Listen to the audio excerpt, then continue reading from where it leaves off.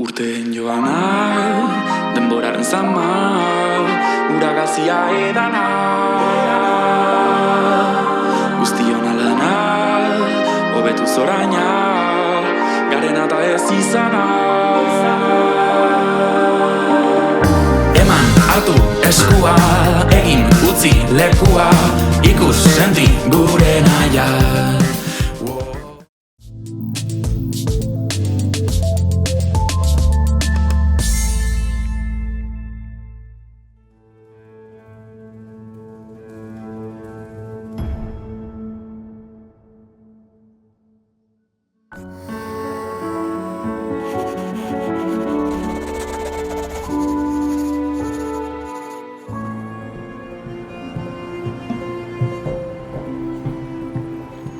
Yo creo que a lo largo de la vida, pues probablemente muchas personas, pero desde luego destacaría a mi familia, a mis padres.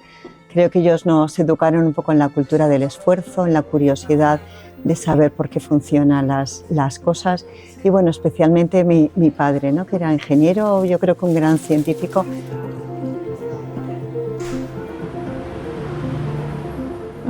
Egia da gurasoek txikitatik bainira izpari zein niri lagundu gaituztela gustoko genituen gauza horietan sakontzen eta informazio gehiago emoten, eta adibidez nik txikitatik kuriositate handia edukin dut.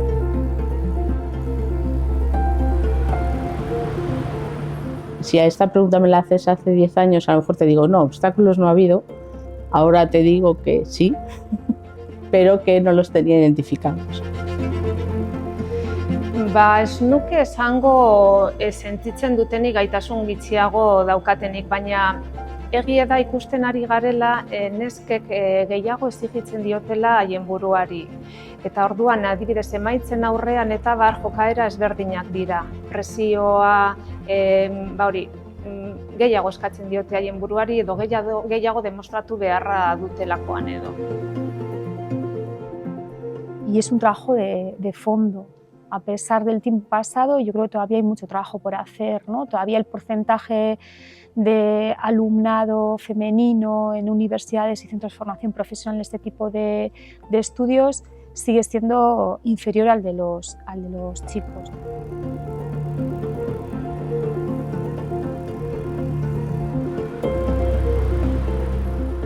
Eta horretan iruditzen zaigu lankidetza importantea dela, subilanak eraikitzea erakundeek eta baita ere zientzia eta teknologian diharduten eragileekin. Hala nola, unibertsitatea, ikerketa zientifiko zentroekin eta baita ere enpresa teknologikoekin. Guk lantzen ditugun zientzia divulgazioko edo komunikazioko ekintza guztietan berdintasuna txertatuta daukagu. Berdin, hizkuntza kalitateko lanketak egiten direnean. Gauza bera adimen artifizialerako tresna garatzen ditugunean. Zientzia hezkuntzan gabiltzanean. Proiektu guzti horien muinean edo oinarrian zeharkakotasunez lantzen dugu berdintasuna. Baina asko lagunduko luke ere bai estereotipoak apurtzea. Faltan botatzen dugu eta guk ikastetxean hori azpimarratzen dugu, emakume zientzialariak aldirela edo ereduak aldirela eskaini ikasleei, baina eguneroko bizitzan zientzia egiten duten emakumeenak.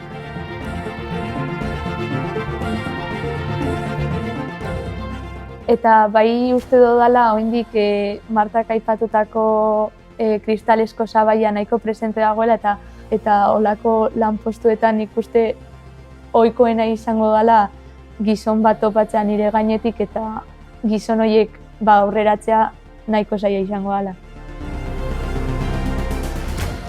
Eske askotan pentsatu izan dut, eta nik uste egingo neukena izango litzatekeela ahalik eta hoberen saiatzea egiten nire lana, eta exigentzia edo emakumeok dekogun exigentzia horretara bueltatuz, demostratzen saiatzea bera baino hobeto edo berak egiten dauen bezala egin dezakedala lanpostu hori eroateko dinamika edo.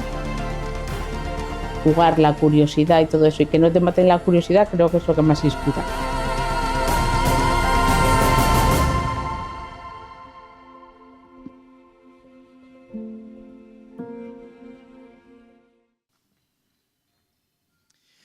Kaixo, arrastion, ongi etorriak emakume zintzilariak atzo eta gaur saiora, Bilboko saiora.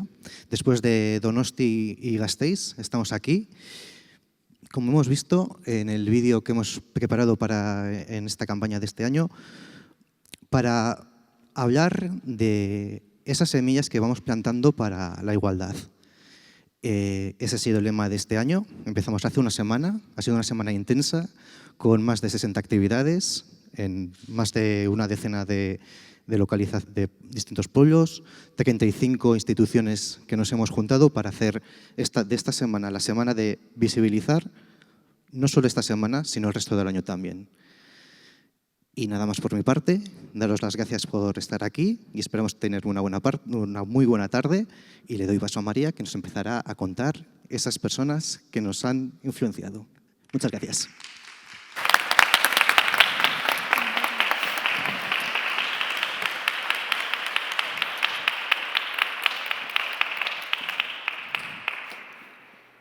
Bueno, arratsaldeon, soy María Navarro Gastiasoro y vengo del DIPC, un centro de investigación en Donosti, y hoy me gustaría homenajear y presentar a Emmy Noether. Entonces, lo primero de todo, ¿por qué elegí a Emmy Noether? Dos razones. Muchos físicos, científicos consideran que probó uno de los teoremas más bonitos de la física, y a eso pues hay que hacerle homenaje. Trajo un nuevo lenguaje de simetrías, que luego voy a explicar un poquito en qué consiste. Y la segunda razón, igual un poquito más relevante en el día de hoy, es que me acuerdo la primera vez que en la carrera, yo estudié aquí en EHU, en Leioa, y en la carrera de física nos explicaron lo que era el teorema de Noether, y en algún momento nos dijeron, este es el teorema de Noether, Noether es Emmy Noether. Y me acuerdo de esa sorpresa, ¿no? De, ay, es una mujer. Y creo que fue la primera vez que hice esa reflexión sobre pues que los conocimientos científicos siempre suelen estar asociados a hombres, ¿no? Y pues en este caso es un teorema precioso, lo hizo una mujer, y pues como bien dice uno de los lemas de emakumeak zientzian, zientzia bada emakumeen kontua, la ciencia sí es cosa de mujeres. Entonces, pues, ¿por qué están invisibilizadas, no? Entonces fue esa primera reflexión. Bien, antes de hablaros de este teorema, me gustaría contaros un poquito el contexto histórico en el que vivió Emmy. Emmy nació en el 1882 en Alemania, y su vida estuvo marcada pues, por muchísimos retos, muchísimas trabas por ser mujer, ¿vale? Entonces, nació en una familia acomodada, su padre era matemático, y con 18 años se encontró su primera traba. Y su primera traba fue que ella quería estudiar matemáticas, pero las mujeres no podían matricularse en la universidad en el 1900. Entonces, lo que hizo Emmy fue ir profesor por profesor a pedir permiso para poder escuchar esas clases, ¿vale? Oficialmente no era alumna, no podía examinarse. Bien, el status quo para aquel entonces, lo pongo aquí, era no aceptamos mujeres porque podrían derrocar todo orden académico. Bien, 4 años más tarde ya por fin se empiezan a flexibilizar las cosas y dejan matricularse a las mujeres. Entonces, Emmy Noether se matricula en la universidad como estudiante de doctorado y saca su doctorado en matemáticas. Para que os hagáis una idea, es la primera en matricularse en esa universidad y la segunda en doctorarse en matemáticas en toda Europa, ¿vale? Es una persona que tuvo que abrir muchas puertas y romper muchos techos. Bien, ya con un doctorado, a ella le gustaban muchísimo las matemáticas y quería pues, seguir en una carrera científica, una carrera matemática. Aquí se encuentra la segunda traba. ¿Por qué? Porque le dejan estar por la universidad, le dejan estar en el departamento, pero sin puesto, no puede dar clases, no puede dirigir estudiantes de tesis y, por supuesto, no tiene sueldo. Entonces, aguanta muchos años ahí y ella dice, pese a todo, dice, yo quiero hacer matemáticas y yo voy a seguir aquí. Otra vez, vas leyendo un poco en la literatura y una de las razones que se decían es que pues, no vamos a ver un organismo, no vamos a poner un organismo femenino porque podría distraer a los estudiantes, ¿vale? Este es el contexto histórico que se encontró Noether. Como he dicho, ella sigue para adelante y saca su teorema, que en un momento voy a explicar, que tenía que ver o vino relacionado con la relatividad general de Einstein. Estamos hablando de palabras mayores. Entonces, Einstein y otros referentes matemáticos como Hilbert trabajaron con esta persona, con esta mujer, y le apreciaban de verdad. Y entonces hay una carta que escribe Einstein a Göttingen, que es donde ella estaba, donde le dejaban estar de una forma no oficial, donde dice: la vieja guardia de Göttingen debería aprender de la señorita Noether. Verdaderamente sabe lo que hace. Entonces, estamos en una situación donde esta persona hace muchísimas contribuciones muy importantes y aún así no acaban de dejarle ser miembro de pleno derecho para desarrollar su carrera, ¿vale? Bien, saca su teorema y se acaba la Primera Guerra Mundial.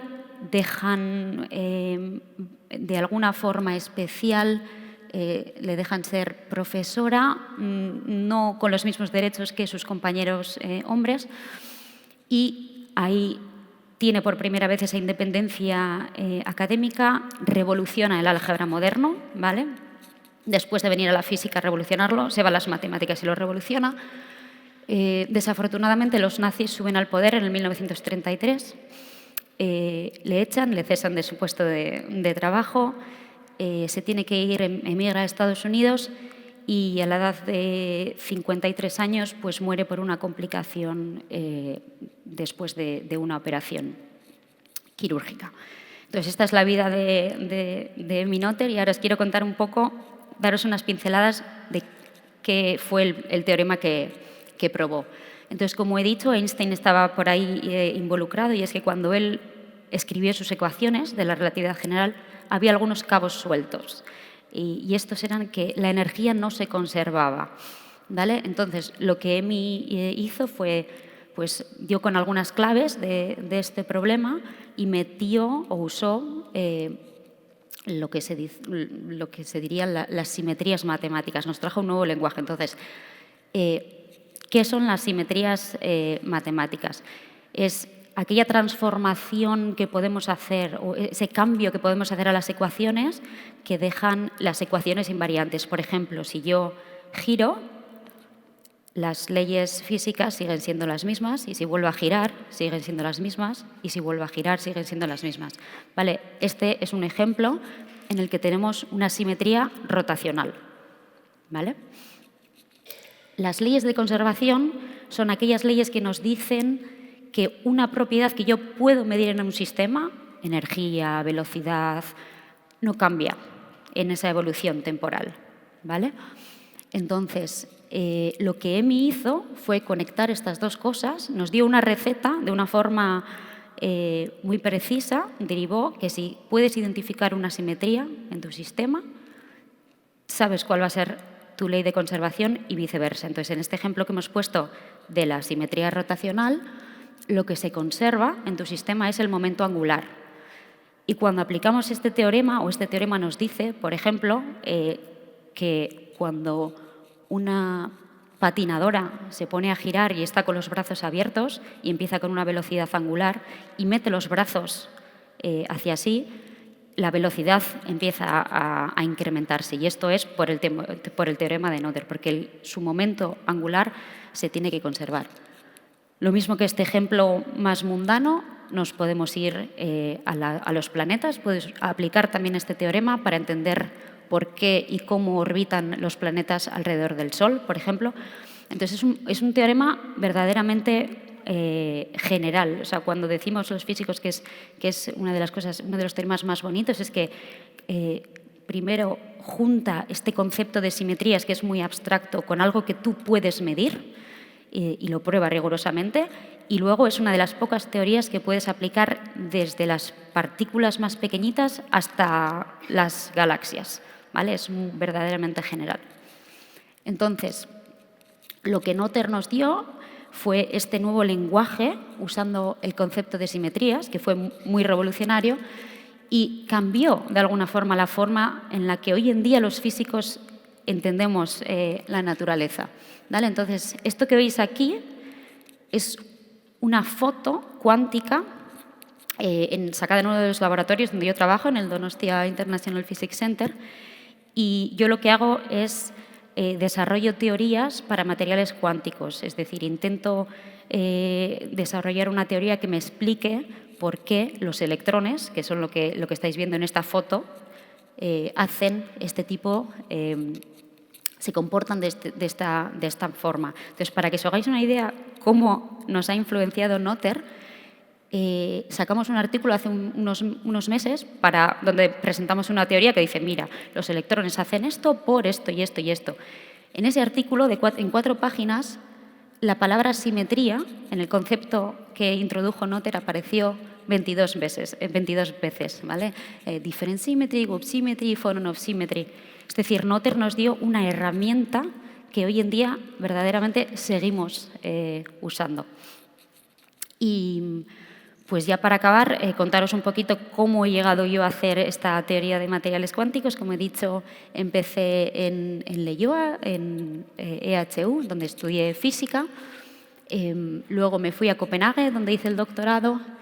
El postdoc lo hice, estuve unos años en Estados Unidos, en Minneapolis, segundo postdoc en Roma, y en todo este recorrido pues fui aprendiendo cómo desarrollar teorías para esta física cuántica, para estos materiales, y pues un poco siguiendo, desde hace 2 años estoy en el DIPC, y siguiendo un poquito el teorema de Noether, después de estas vueltas que me he dado por el mundo con esta... podemos decir que se ha mantenido una simetría rotacional, y lo que se ha conservado en todo este recorrido diría que es el subidón que me da cada vez que consigo entender por qué los electrones hacen lo que hacen en estos materiales. Y supongo que es un subidón bastante similar que el que le dio a Emmy Noether al probar esta ecuación. Eskerrik asko.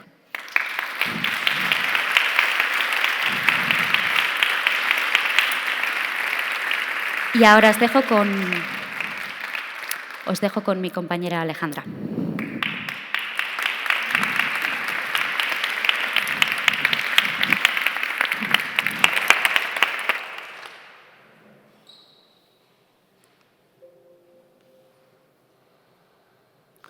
Hola a todos, yo soy Alejandra.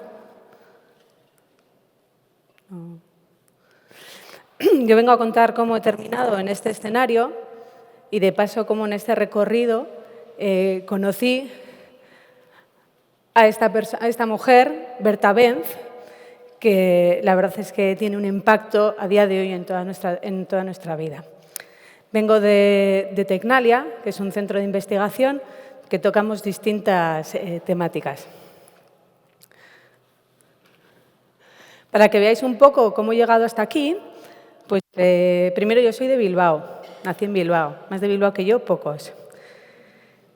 Cuando tenía unos 6, 7 años, estábamos poniendo el árbol de Navidad. Y las luces de la Navidad se habían roto. Mi madre, una semana antes, más o menos, me había explicado que se habían pelado unos cables y cómo hacer un empalme. Con 6, 7 años hice mi primer cambio de enchufe. Se empezaba a ver de qué pie cojeaba. Cuando llegó la hora de estudiar, estas 2 personas marcaron mucho.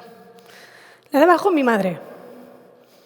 Mi madre me dijo, si no quieres ser una amargada, tienes que estudiar, tienes que trabajar en algo que te guste, porque vas a meterle muchas horas. Así que más te vale que te guste. Y yo quería hacer ingeniería. Llegó mi abuela, la de arriba. ¿Estás tú segura, hija? ¿Por qué no haces algo que valga para la empresa familiar? Helados. No. ¿Estás segura? Mira que la ingeniería es una cosa de hombres. ¿Vas a querer estar todo el día ahí peleando? Mira, déjame 1 año y dentro de 1 año hablamos. Y así acaba haciendo telecomunicaciones. Más diferente que lo es imposible. Luego las 2 son muy orgullosas de que terminan haciendo telecos.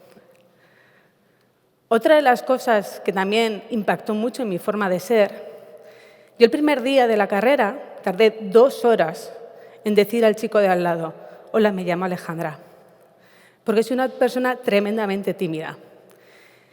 Y decidí que esto era un problema.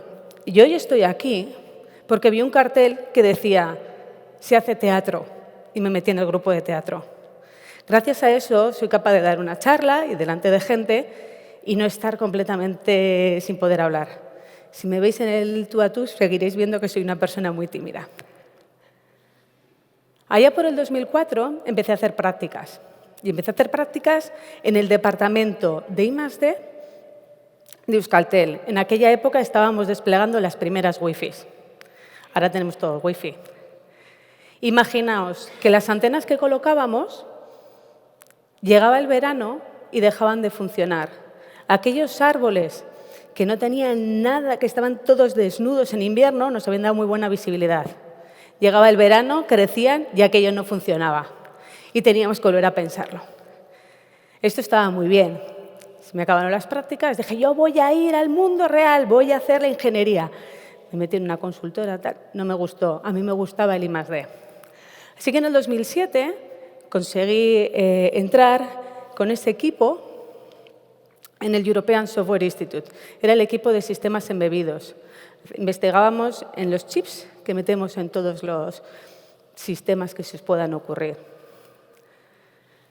Y empecé a hacer I+D y aquello estaba muy bien. Aquel centro se fusionó con otros y en el 2011 se creó Tecnalia, un centro fusionado con otros 8 centros. Y ahí me permitían hacer 2 cosas. Por un lado, podía seguir formándome, podría seguir haciendo máster, podía hacer doctorado y permitía hacer proyectos de investigación. Decidí hacer un máster en inteligencia artificial. Ahora esto del ChatGPT está de moda. En aquella época nadie sabía nada del ChatGPT. Y empecé a hacer proyectos de investigación europeos. Esto me permitía hablar con gente por toda Europa, de centros de investigación, de universidades, de empresas, y todos trabajando sobre un mismo tema. Así empecé a trabajar en sistemas críticos. Los sistemas críticos son aquellos sistemas que si fallan puede morir gente. Esos son los aviones, los trenes, los coches. Y te voy a hablar con los coches porque estábamos, después de todas estas reuniones que hacíamos de trabajo, solíamos tomarnos algo con los demás gente. En uno de esos momentos que filosofábamos de la vida, un chico me dijo, ¿te lo puedes creer? En la época del Renacimiento, lo que eran arquitectos, lo que eran escultores, se consideraban artistas. Era lo que los que estaban haciendo las casas, las ciudades, y ahora les consideramos grandes artistas. Algún día nos considerarán artistas. Esta foto la saqué en el Guggenheim, cuando vinieron todos los coches. Y me acordé muchísimo de aquel chico que en aquel momento estábamos filosofando de la vida y decía que éramos artistas. Bueno, pues en el Guggenheim terminaron.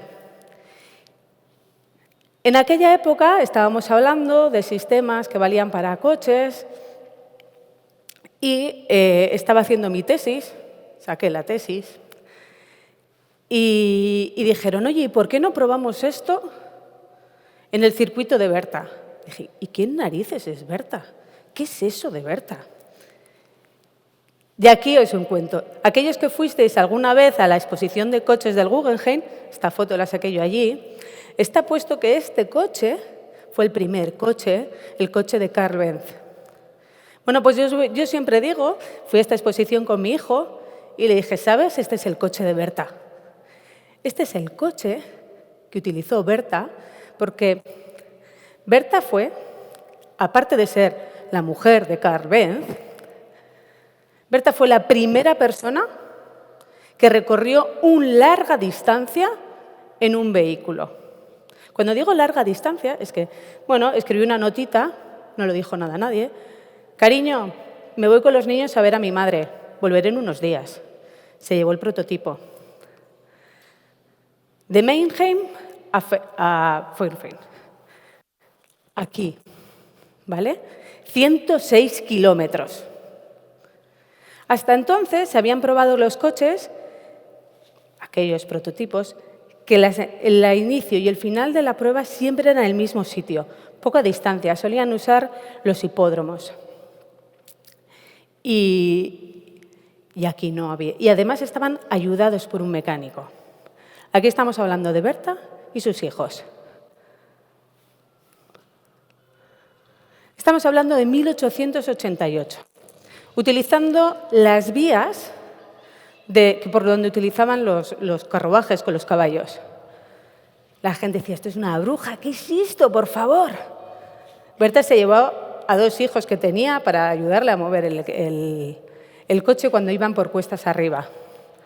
¿Vale? Esto fue la revolución, salió en todos los periódicos. Una mujer llevando un carruaje que no tenía caballos. Pero el viaje no fue fácil y tuvo bastantes problemas. Primero la gasolina. No había gasolinera. Usaban ligroína, que era un derivado del petróleo que se podía vender en farmacias. La farmacia donde la compró sigue estando en funcionamiento. Está considerada la primera gasolinera del mundo. No solo eso, sino que se le estropearon bastantes cosas. A ver si podemos ver. Bueno, aquí limpiando un conducto para la ignición. Los cables, pues había que aislarlos con la liga, echando gasolina. Todo lo que se le pudo pasar, le pasó y lo solucionó.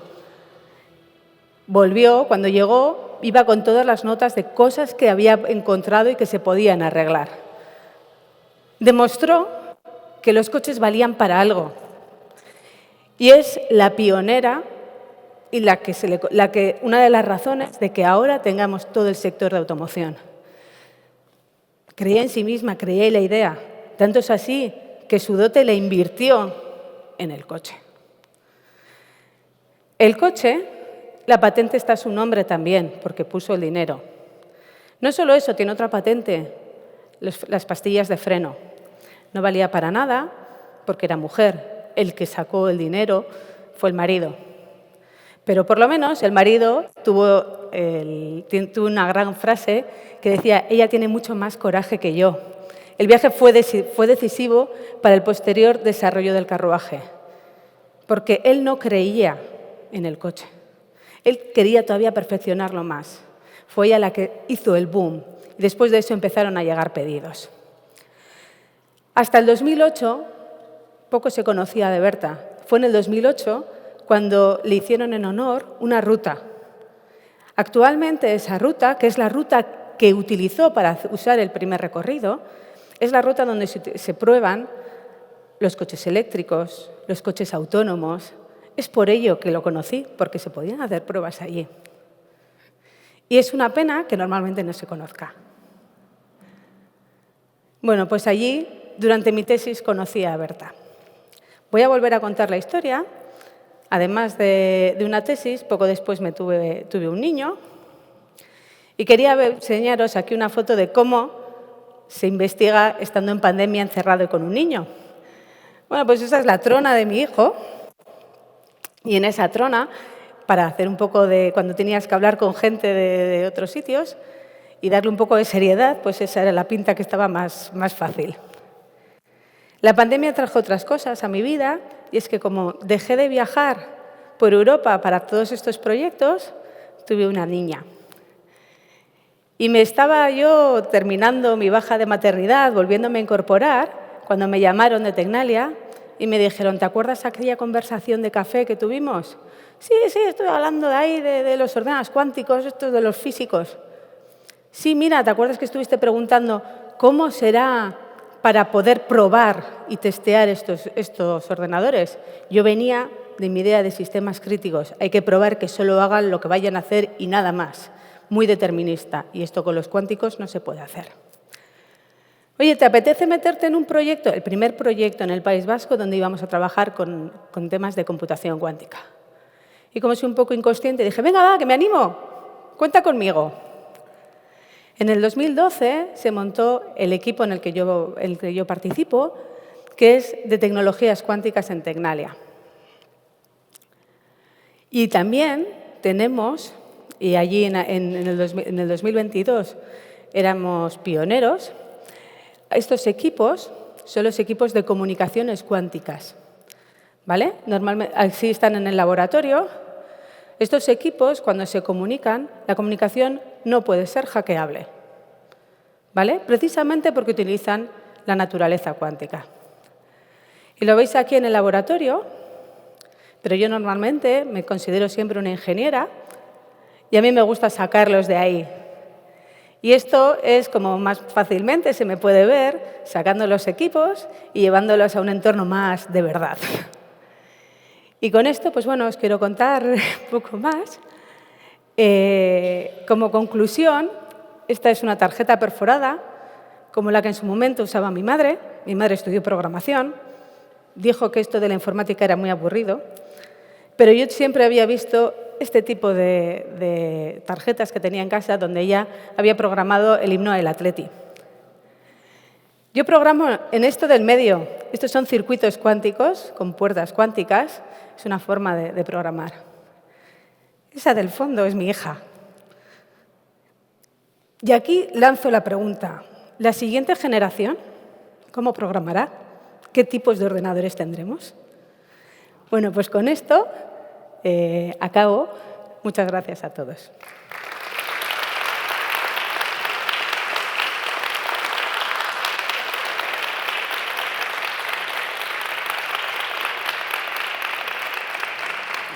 Os paso con mi compañera Estefanía. Muchas gracias.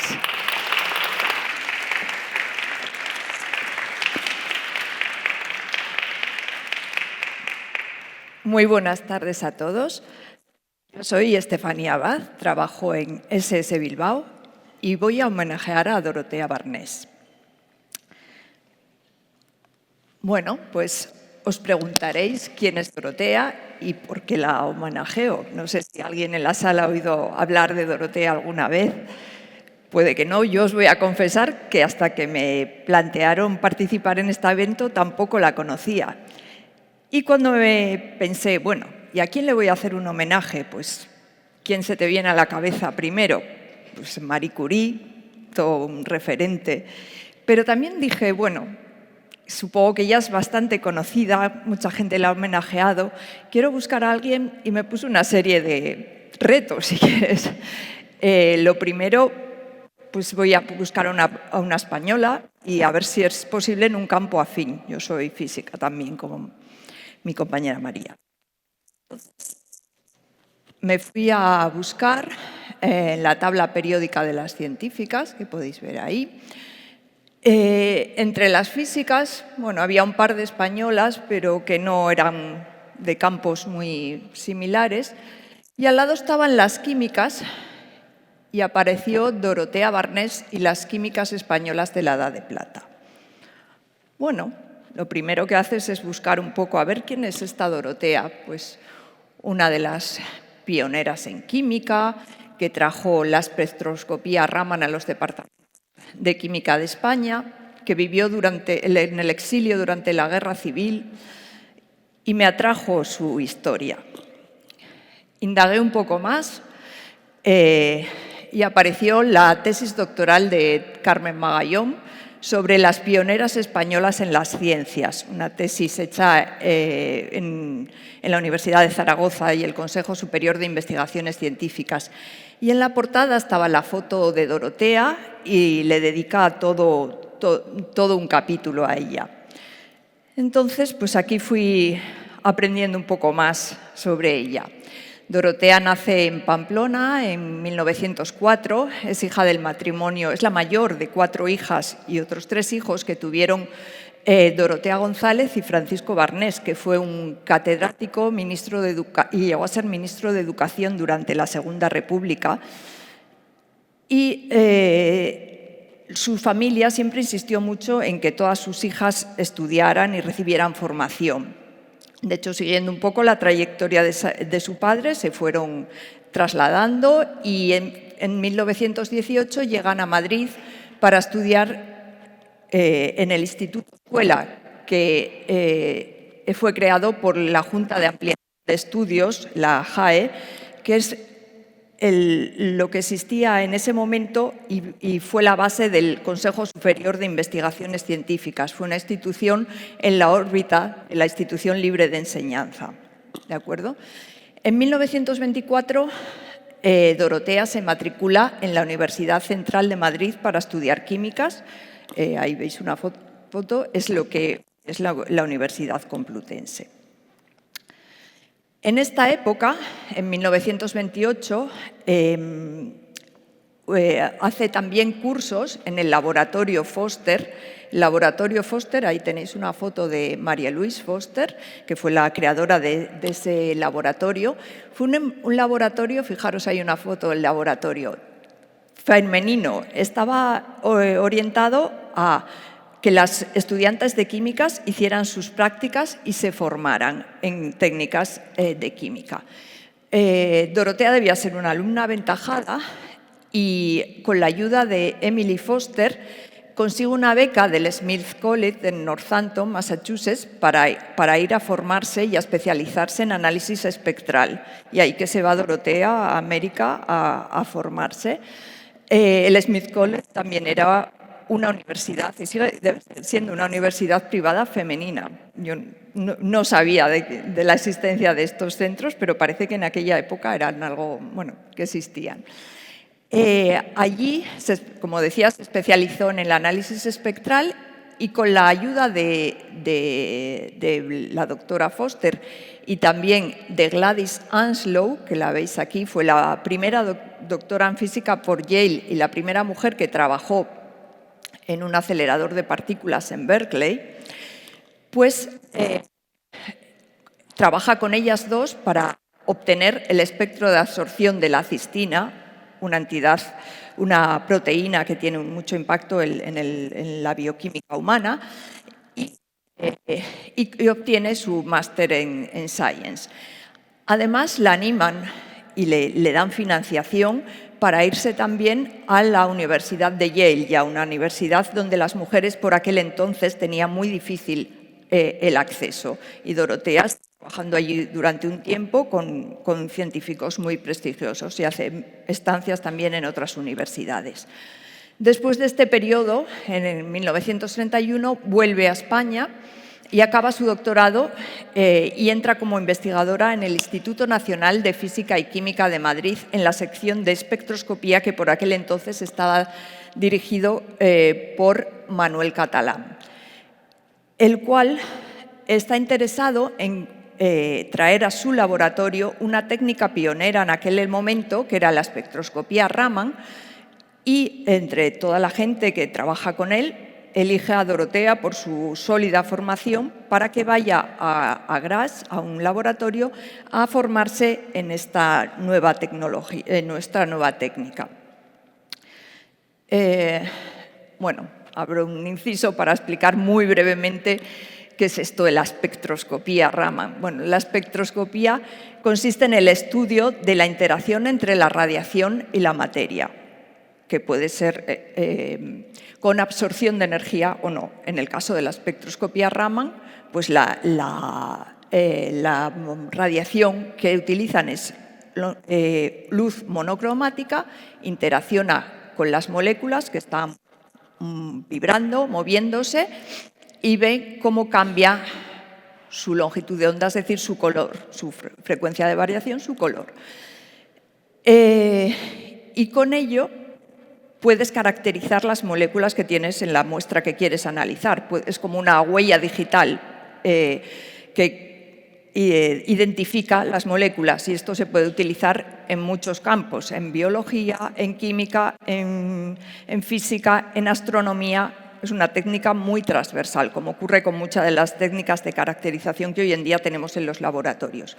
La técnica Raman es una técnica que hoy en día está muy extendida en cualquier laboratorio y es un aparato, pues, como puede ser un microscopio, pero en aquel momento, fijaros que estamos hablando de 1932, ahí tenéis a Raman, que había expuesto su teoría en 1928, en el 30 le dan el Nobel por este descubrimiento, y Dorotea va a aprender a esta técnica a un laboratorio prestigioso en Europa que ya la implementaban en 1932. De aquella, pues hacer un espectro Raman suponía tener muy profundos conocimientos de óptica y de otras, estar muy preparada.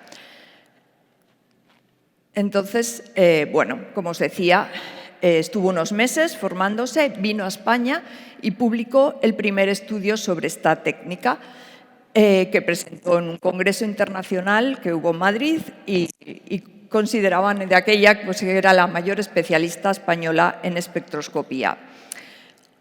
Llegamos a 1934 y pues, ella obtiene una cátedra en el Instituto Lope de Vega y contrae matrimonio, tiene pues, unos 30 años, lo que nos pasa a muchas mujeres cuando llega a esta edad, contrae matrimonio, tiene una hija, pero en ese momento en España estalla la guerra civil y recordamos que era hija de un hombre que en aquel momento era ministro en la Segunda República, le recomienda exiliarse en Francia con su marido y su hija y también una hermana que también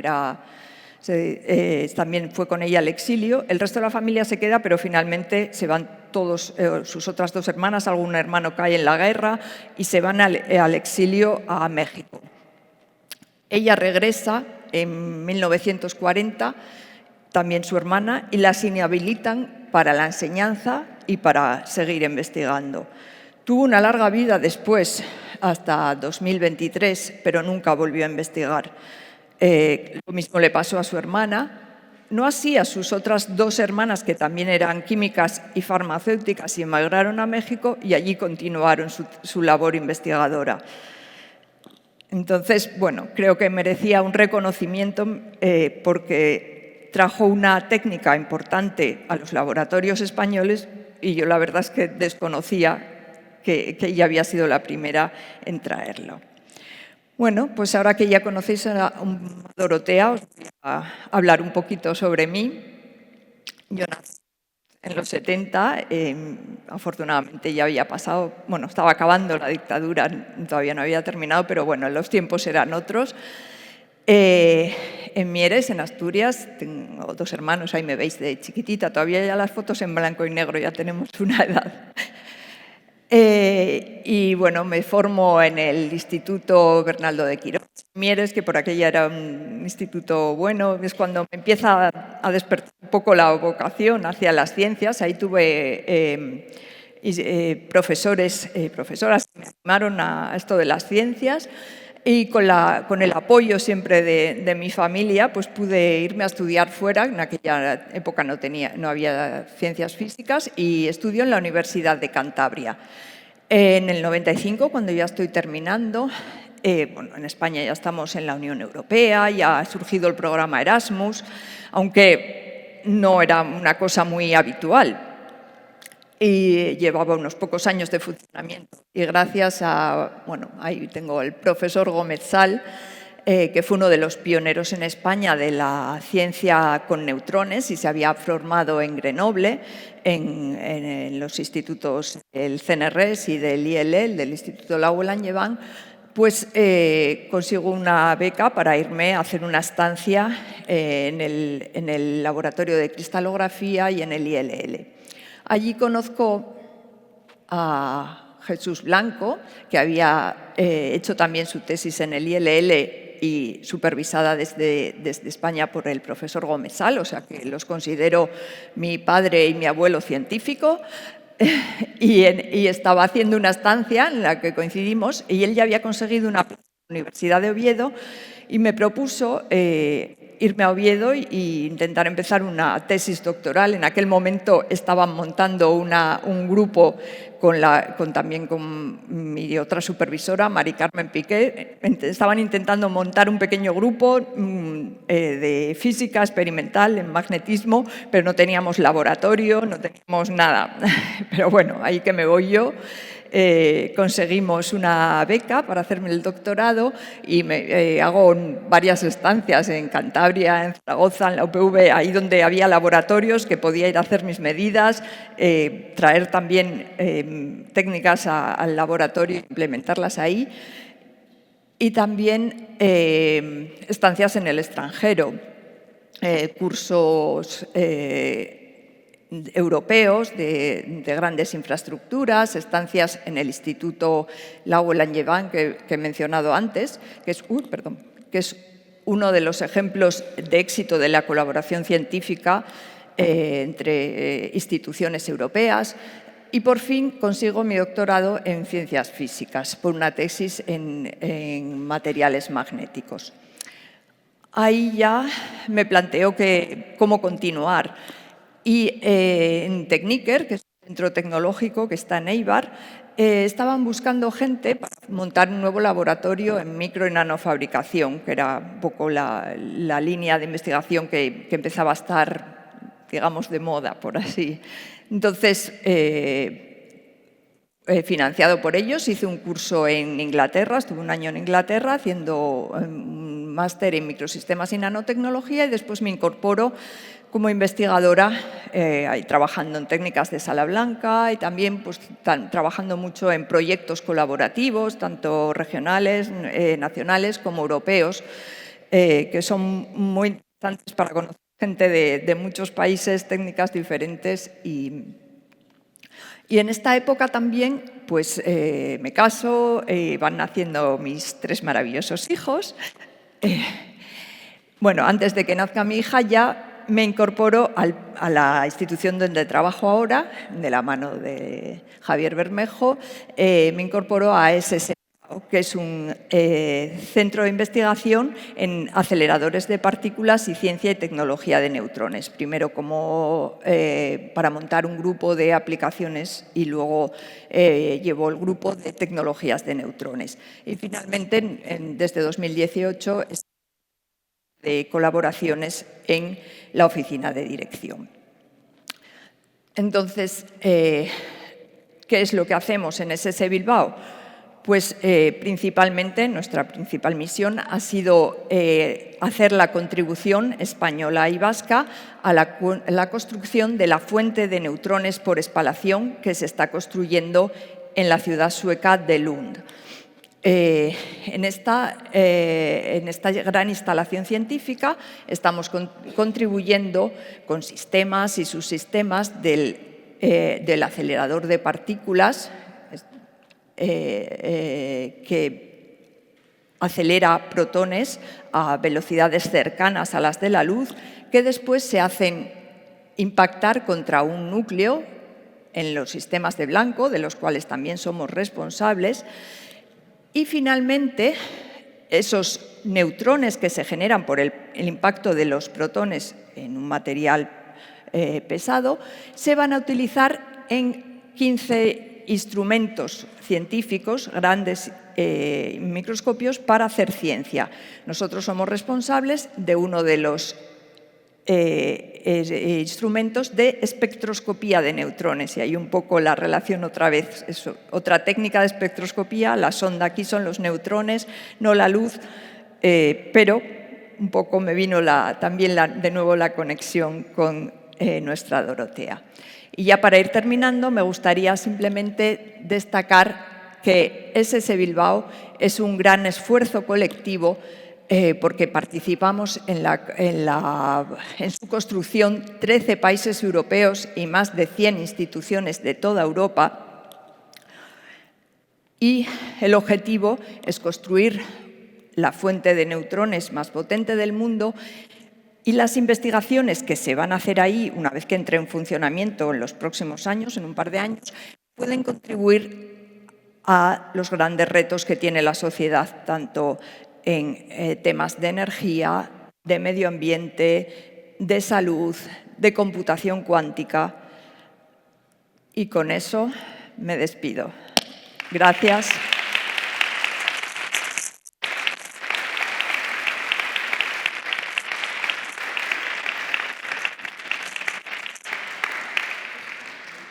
Y ahora os dejo con mi compañera Meibe.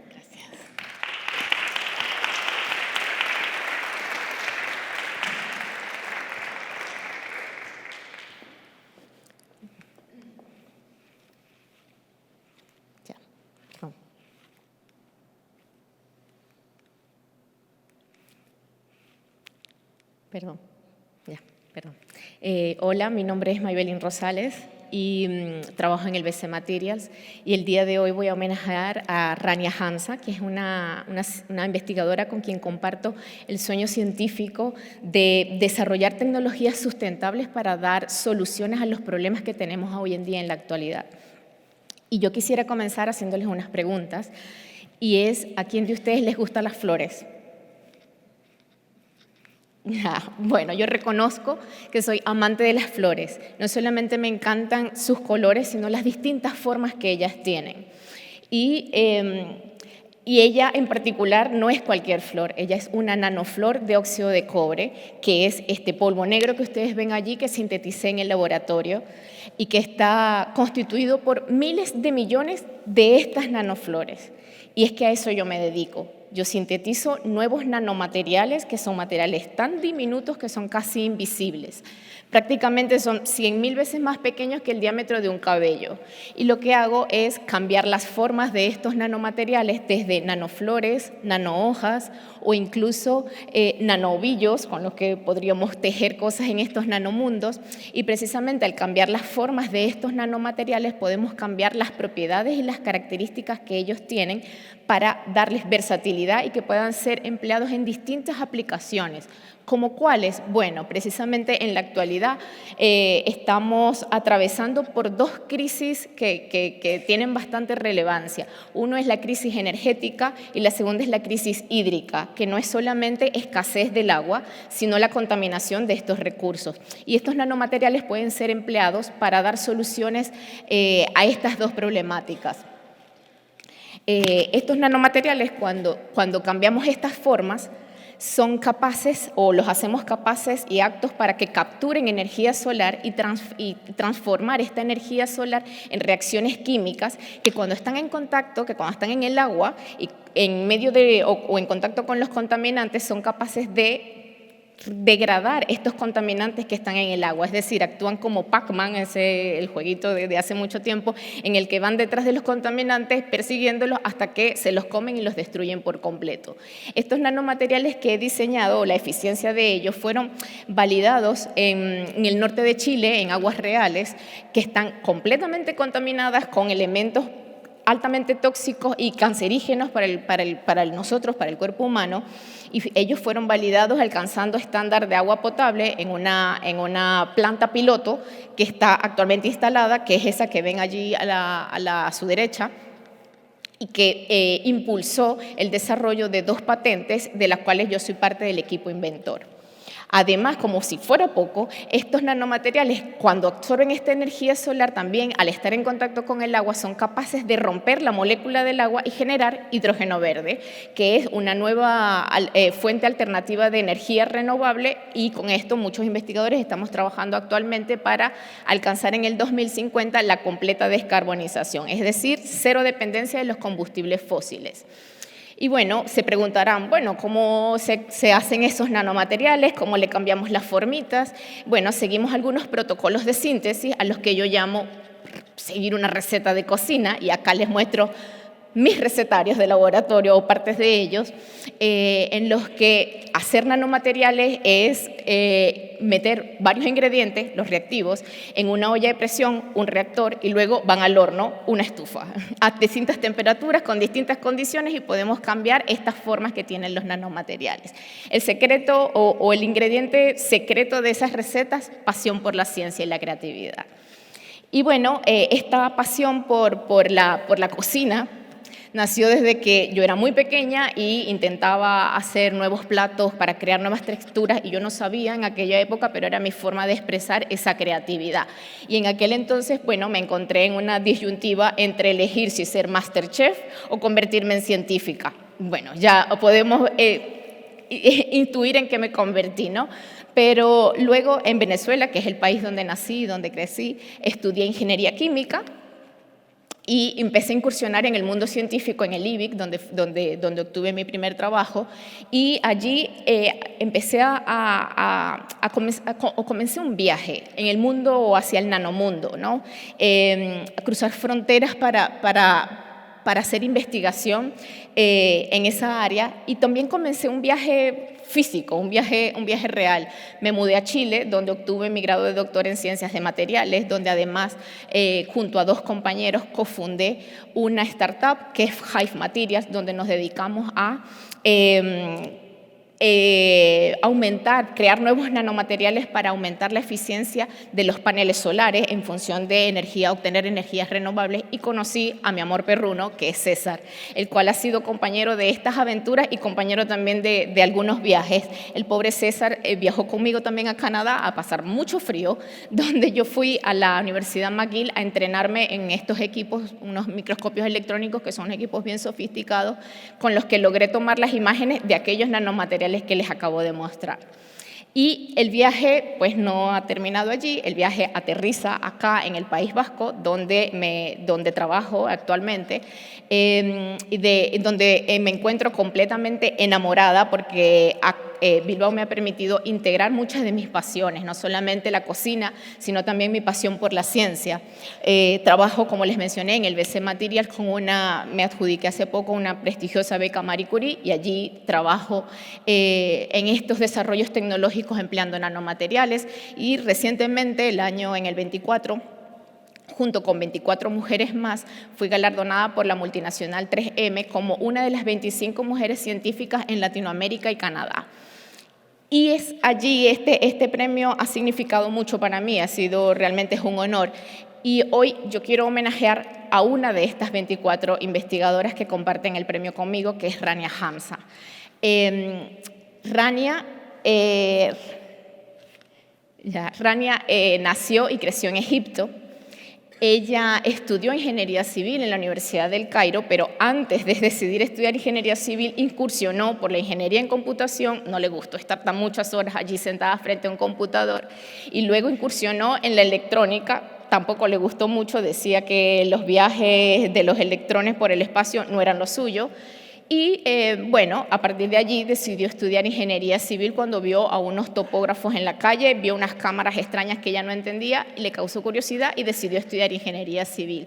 Pero durante ese tiempo ella empezó a darse cuenta que había una relación entre las comunidades y el agua. Y esto empezó a generar a ella mucha curiosidad, ¿no? Porque en muchos lugares somos privilegiados de abrir el grifo del agua y poder tomar directamente agua potable. En otros países, como Venezuela, el país de donde yo vengo, muchos países de Sudamérica o de Latinoamérica, incluso Egipto, el país de donde es Rania, eso no es posible. Entonces, la realidad o de donde venimos también va indicándonos un poco cuáles son los problemas por los que estamos atravesando actualmente. Y allí es cuando ella decide estudiar ingeniería, decide sacar una maestría en ingeniería ambiental, también en la Universidad del Cairo, y empiezan también a surgir otras dudas, ¿no? Ella, con el paso del tiempo, se empieza a dar cuenta de que hay una relación específica entre las mujeres y el agua en algunos de los países de África, donde actualmente las mujeres llevan literalmente el agua sobre la cabeza para poder transportar el agua potable de un lugar a otro. Esto la inspiró a continuar o a perseguir sus sueños científicos por dar soluciones a esto. Además, Rania también tiene muchas pasiones. Rania, si no hubiese sido científica, dice que sería cantante. Ella ama la naturaleza y a partir de allí empezó a integrar también sus pasiones y decidió, a partir de ese amor por la naturaleza que tiene, decidió crear soluciones emergentes para dar respuesta a la contaminación de las aguas. Ella trabaja, y eso es lo que ella se dedica, ella trabaja con tratamientos de aguas residuales en las que utiliza medios naturales, es decir, Rania no hace crecer nanomateriales como yo, pero ella entrena bacterias. Es decir, en un medio que está controlado, ella hace crecer bacterias sanas para que tomen un tamaño bastante grande y específico, lo que al estar en contacto con estas aguas contaminadas, estas bacterias captan los contaminantes, la materia orgánica de estos contaminantes, logran no solamente captarlos, sino degradarlos y además capturar elementos valiosos de esas aguas. Ellos crecen y crean un material particulado que decantan, como ven allí, y logra separar el agua ya pura del material contaminado.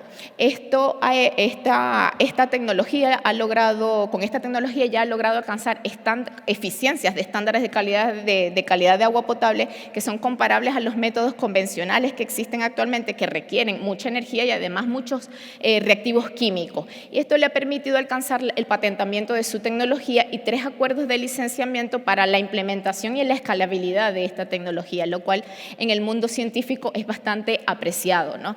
Y esto ha hecho que entre sus amigos, sus colegas y sus familiares la llamen la encantadora o la susurradora de bacterias.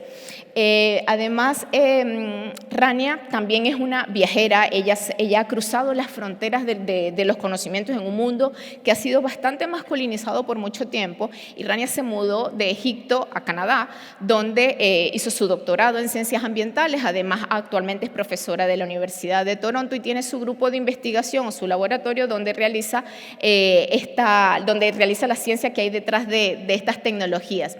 Pero hay algo muy curioso, mientras ella hizo su doctorado en Calgary, ella tenía que viajar ida y vuelta, 2 horas para dejar a sus hijos en la guardería. Entonces ella, a partir de allí, empezó a darle mucho valor a lo que es el tiempo y empezó a trabajar buscando un equilibrio entre la vida personal y el trabajo, y eso lo fomenta en su grupo de investigación. Es una luchadora, no solamente por el respeto de nuestro tiempo. Muchos de ustedes sabrán que nosotros los científicos, nuestro trabajo no queda en esas 8 o 9 horas laborales. Nos vamos a casa con el paper en la cabeza, con el proyecto en la cabeza, con lo que tenemos que escribir, y ella trabaja en pro de eso, de que respetemos nuestros espacios. Además, fomenta la equidad, la igualdad y la diversidad, no solamente de género, sino diversidad cultural, diversidad geográfica, diversidad de ideas, porque es lo que hace que se crean ideas nuevas para dar soluciones a estas problemáticas que tenemos actualmente. Rania ha sido reconocida por los premios por su trabajo realmente. Actualmente ella trabaja por intentar cambiar las legislaciones canadienses de las mediciones o las cuantificaciones de los contaminantes en las aguas residuales. Además, ha ganado distintos premios. Y aquí hay algo que es bien importante y que comparto con lo que decía Estefanía hace ratito, ¿no? Entre cuando buscamos a qué científica podemos homenajear, se nos vienen muchos nombres. Marie Curie, otras científicas famosas. Y si ustedes googlean, Rania a lo mejor no es tan famosa, ella no ha llegado al estrellato todavía. Pero yo me hago la pregunta, ¿por qué tenemos que esperar que una científica alcance el estrellato para poder homenajearla? Podemos hacerlo ahora, y a lo mejor cuando ella lo alcance, que estoy segura de que lo va a lograr, ya ustedes la habrán conocido. Así que creo que es digno de admirar y de homenajear a las científicas actuales. Y bueno, hoy por eso precisamente yo no solamente quería homenajear a Rania, sino homenajear a todas las científicas que somos fieles a nuestras pasiones, que no solamente amamos lo que hacemos, sino que hacemos lo que amamos, porque eso es muy importante, donde podemos cruzar fronteras geográficas, culturales, toda una diversidad que nos permite, al final la diversidad en la ciencia nos permite innovar y que la creatividad florezca, y que es lo que necesitamos para crear soluciones tangibles a los problemas que tenemos en la actualidad. Es que rica.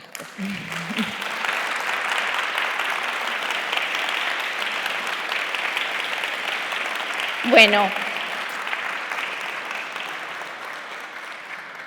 ahora los dejo con Col. Es que ricasco. Bueno, ¿qué tal? ¿Bien? ¿Lo hemos pasado bien? ¿Nos ha gustado? ha merecido la pena venir. Hoy el tiempo no acompañaba, pero ha merecido la pena acercarse hasta aquí. Hoy hemos conocido la historia de 8 científicas. Aquí tenéis una exposición con más, por si queréis venir, va a estar abierto hasta el lunes. Y bueno, así podéis decir también a vuestros amigos, amigas, familias y demás que se acerquen a verlo, que tienen tiempo hasta el lunes. En esta semana, como os he dicho antes, hemos hecho más de 60 actividades. Han pasado más de 2.000 personas por ellas, más las personas que pasen por este tipo de acciones. Es decir, un montón de movimiento que ha sido posible no solo gracias a que nos hemos juntado 35 instituciones, sino a las decenas de voluntarias y voluntarios que sin su trabajo que queda olvidado no sería posible todo lo que hemos hecho durante esta semana y durante las 52 semanas que tiene el año. Así que habéis cogido todos un sobrecito con semillitas. Sigamos sembrando la igualdad en la ciencia durante todo el año. Eskerrik asko.